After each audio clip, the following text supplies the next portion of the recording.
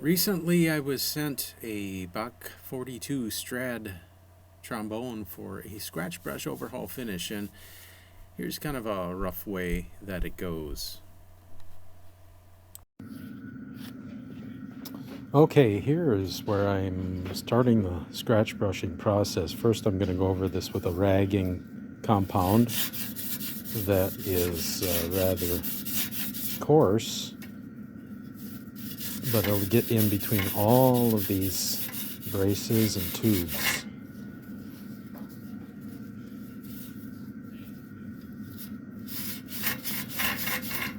This is the most detail kind of oriented thing. I just want to get any gloss off of the metal or any, buffing shine that was left from the original finish. I want to remove that, kind of even it out. Now that this instrument has been stripped, this trombone has been stripped, even though that's shiny, there is no lacquer there.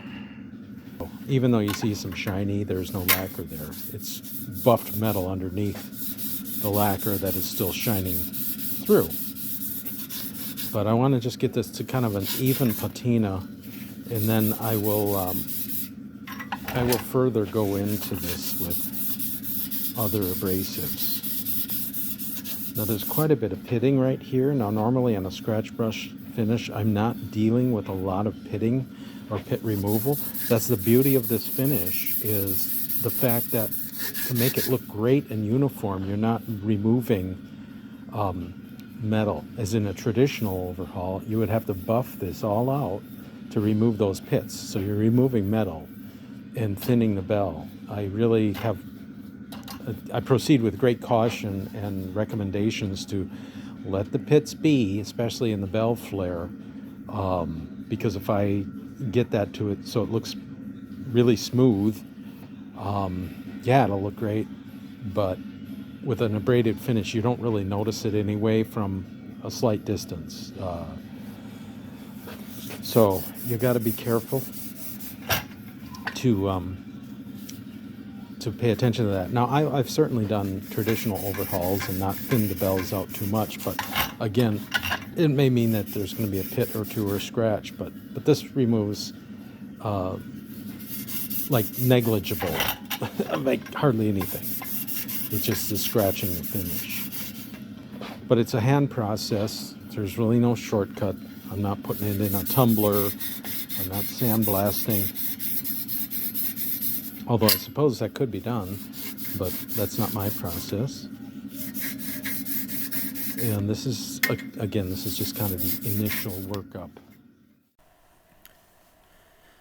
I'll be using Scotch-Brite purple pads to achieve the finish. I like the consistency of the finish and the way this kind of bites into the brass as opposed to the gray or the green. But we're getting into all the nooks and crannies here with this and my Dremel tool, and I'll take it to the buffer as well and use a fairly aggressive scratching device on that.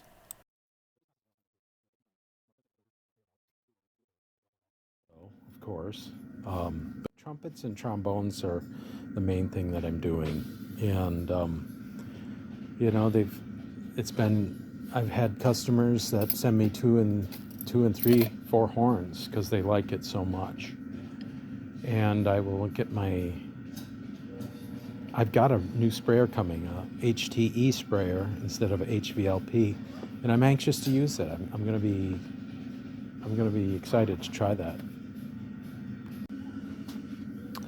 Here is an area where I will get very aggressive with my pitting and sanding, pit removal, because this handheld area, depending on the person's body chemistry, this often gets pitted out really bad. And I've already removed a lot of the pits with my sanding, and I'm using like 180 grit, so it's fairly aggressive. There's some stuff I'm not going to be able to get to too much, but I am going to go after this pretty good, because otherwise it looks like, an acne kind of face, on a 30-year-old. They had acne when they were 15, and now it's just kind of dished out. I like to make this look as uniform as possible, and this is the way to do that. So I've already kind of done most of the sanding, and I'll show you the next step. I want to respect the model and serial number. I don't want to take that off, but the next step will be this.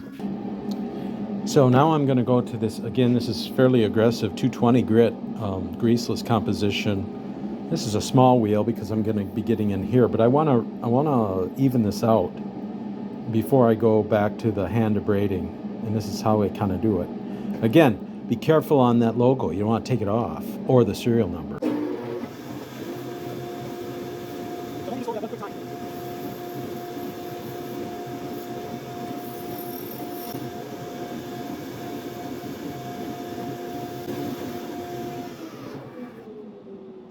So my eyes tell me what I need to know, but that's where skill and experience comes in. I know that when I go over this now and abrade it with my scratch brushes, that this is going to look fairly even. There's some pitting right there. I'm going to work on that a little bit more. Maybe I'll put on a larger wheel. I've got another larger greaseless wheel.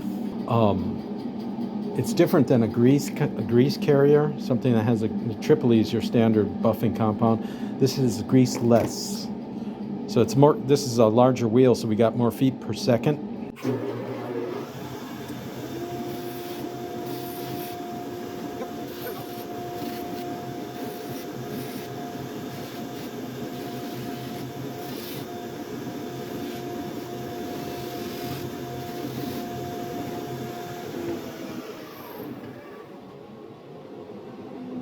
Yeah, now we got that to where I want it. That's good. This is going to look great. And look at our model number and everything, serial number. Man, the glare overhead is awful. Model 42, it's Bach, right? So this is going to be quite, try that. This will be quite nice, and again, experience will tell me, and you know, my customers have really loved the finish. I'm a single sole guy doing this. When I was in Red Wing for band instrument repair back in 1986, 87, we were doing full overhauls, traditional overhauls, making them look brand new again. They're not teaching that anymore. There's nobody that's teaching this, unless you're an old school guy like I guess I am now, having done this for 35 years. Nobody's teaching this. Nobody's really, there few people are doing it. There's been two or three overhaul shops that have closed in the recent, within 10 years for sure. Overhauls, so how much does it cost? Okay.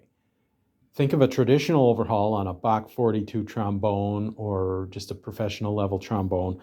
Think of that in the terms of thousands or over 1,000. Let's say up to $1,400-1,500. And this is going to more be in the hundreds, okay? Well below $1,000. But anyway, this is kind of the process to get those nasty pits out, which again, here is our handhold, right? And everything gets chewed up with sweat. It's called sweat pitting. And we want to get that as clean as we can. Otherwise, that will stick out like a sore thumb. One more shot here.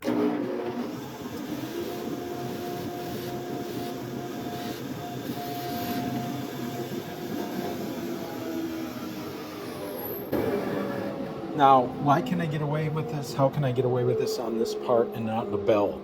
Like I talked about not removing too much material from the bell. Simple. This is very heavy, very thick nickel silver.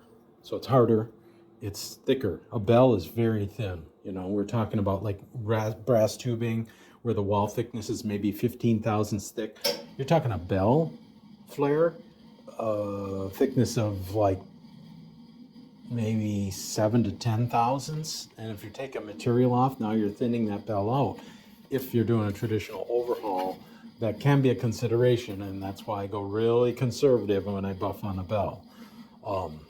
And I'd rather leave the bell in good shape so you have a horn that sounds the same rather than one that looks mirror perfect without one pit in it, but is like aluminum foil. That would sound different and it would not withstand even a bump.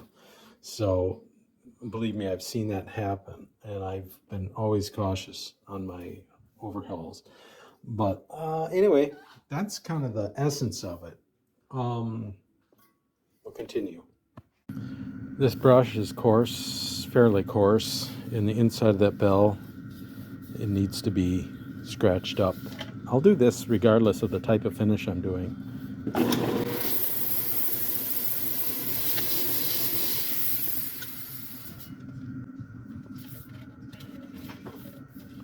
Down in there. This I will handle in a different manner.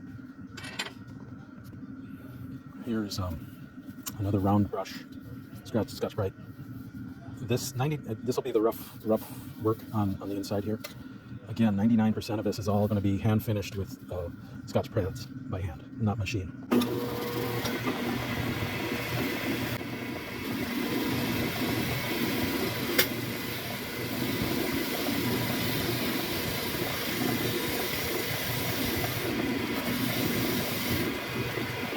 There's some areas of lacquer that have not been stripped, so I'll probably have to hit that very quickly with the greaseless wheel.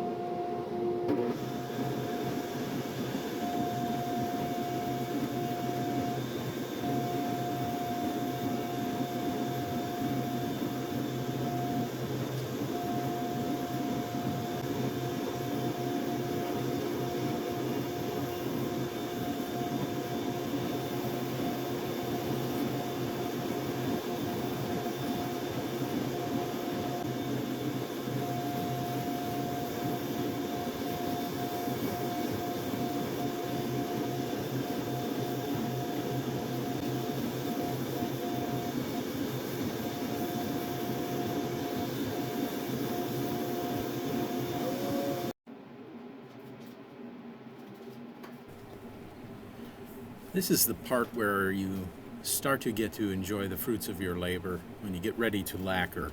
Now here I'm simply masking off the tuning slide tubes with some paper and masking tape.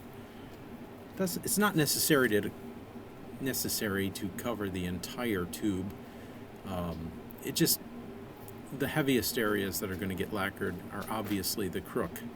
And if there is any overspray on the inner slides of the trombone tubes or the tuning slides, I'll simply take that off with a Scotch Brite pad when I'm done, or in the case of the inner slide on the trombone playing slide here, I'll just remove it with some acetone or other solvent.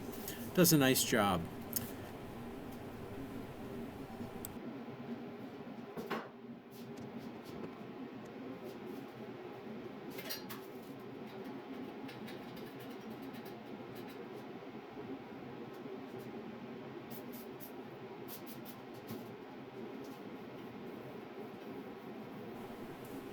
Now people are asking, what are you spraying on there now? Well, you can see that's from Blaine's Farm and Fleet. It's called Brake Parts Cleaner, and this is chlorinated kind, so it's got the nasty stuff, shall you say. It's an excellent cold degreaser and will remove fingerprint oils or anything like that. I am wearing a respirator mask because the stuff is really stinky. I'm just putting on the screws for the stop plate, fumbling around. Oh, yeah, I can get it. Yeah, these gloves are real easy to work with. Anyway, I'm putting in the screws just partially for the stop plate because I'm lacquering the stop plate separately. But that way I get a holder. It's a free holder for my screws. I will take my little parts, there's my stop plate, and I'll just press that onto some masking tape, and then I can spray it right on the table without blowing the part off of the table. My water key, my linkage arm, that all gets taken care of too.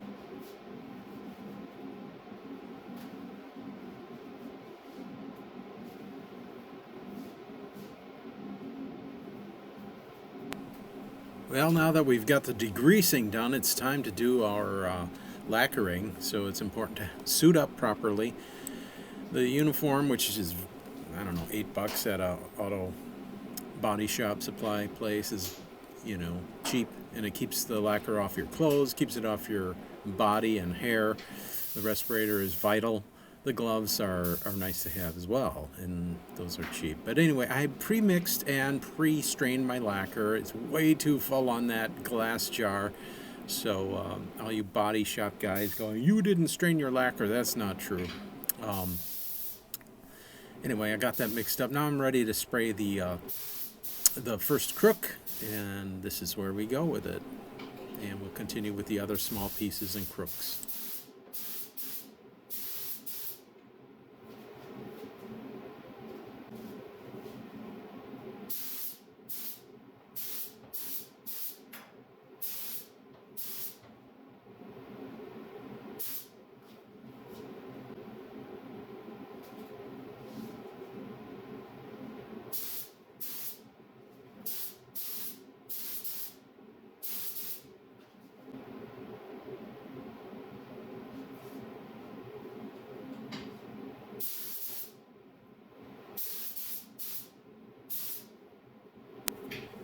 Now comes the fun part. I get to lacquer the bell section of this trombone. I'm going to go around in the inside of that bell. First thing I'll do is I'll just spray it with some air, so I'm not pulling the trigger back fully on the HTE gun. And just spray that out, so if there's any dust in there, it removes that real quick. And so I've adjusted the gun down so that the pattern is not super wide. It's going to be wider for the bell interior and the exterior, so you don't need, like on the body shop channels, they'll show you spraying a super wide pattern. You want to adjust your flow so that you got a good lacquer flow to air ratio, and then a 6-inch pattern is probably fine. And this is fairly thin stuff. This is nitrocellulose and lacquer thinner, 50-50 mixture. Now I'm adjusting the gun so I can do the tubing section. So I'm going to use a little narrower pattern on the tubing section, and here you can see that starting to happen.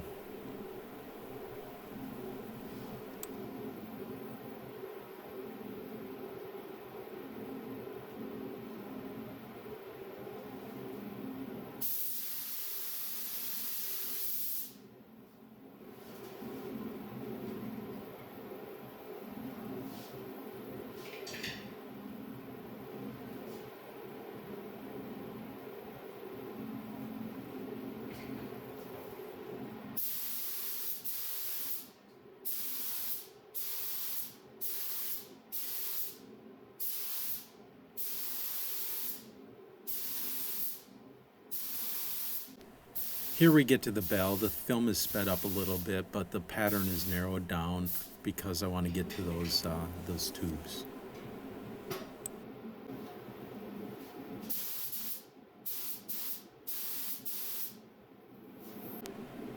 Time to do the slide section. I will just take a drumstick and put in this tuning slide, or the outer slide. First I get the end crook, the outside, and then I'll catch the inside. And then I'll hold it by the stick, and now I can do the long straight tubes. Again, the pattern's narrowed down a little bit here from the wider angle that I had. Quick and easy, one shot there, and then we'll do it again. All right, here I'm just checking the tuning slide to make sure that it's cured up and is drying nicely. Use the back of my finger on there. First on the areas of the tape, the overspray area, and then I check the actual piece, and it just takes a few moments for that to initially flash off. And there you go, number 2, second coat for the hand slide inside handheld portion.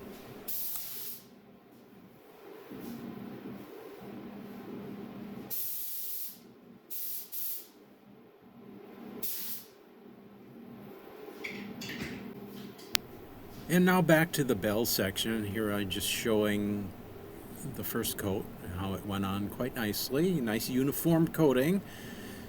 on the tubes, and I'm verifying and checking that there are no sags or runs or any drips or anything like that, which it's rare that it happens, but it can happen. And now I'm showing on number 2 is in order for the second outer slide. So I'm just checking the tackiness. I just want to make sure that it's not tacky. You know, really, after just a couple of minutes, you can touch it. It's not dry yet, but you can touch it. So we just spray another couple coats on here. Nice, easy, long strokes. And we get this going good. And it doesn't take long. The lacquering process is actually fairly quick. It's all the lead up to it and degreasing and masking that takes the time. Actual lacquering is a very quick process.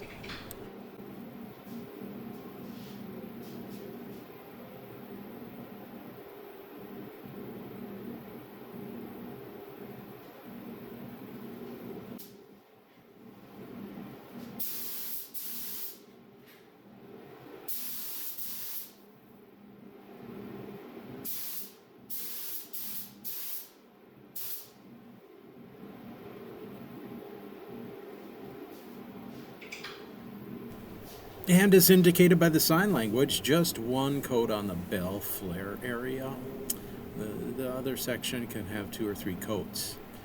The reason being is you want that bell to resonate freely, and actually I do get quite a few comments on how well the bell seems to sound after baked epoxy finishes have been stripped off of them and been relacquered with nitro. So take that for what it's worth. So we're going to let that set up and dry, I don't know, 10 minutes, 20 minutes probably. Just, I don't need to go in there for now. I'll do some other repair. I've got a French horn to do. And then I'll pull that out, let that sit overnight, and then assemble it tomorrow, check the slide action, get everything rolling on that. And here are the final pictures after the instrument was completely refinished in a scratch brush and lacquer overhaul. And it looks really nice and uniform, and I had a very, very pleased customer, Larry. Shout out to Larry. Thanks for sending that in. Enjoy your Christmas present.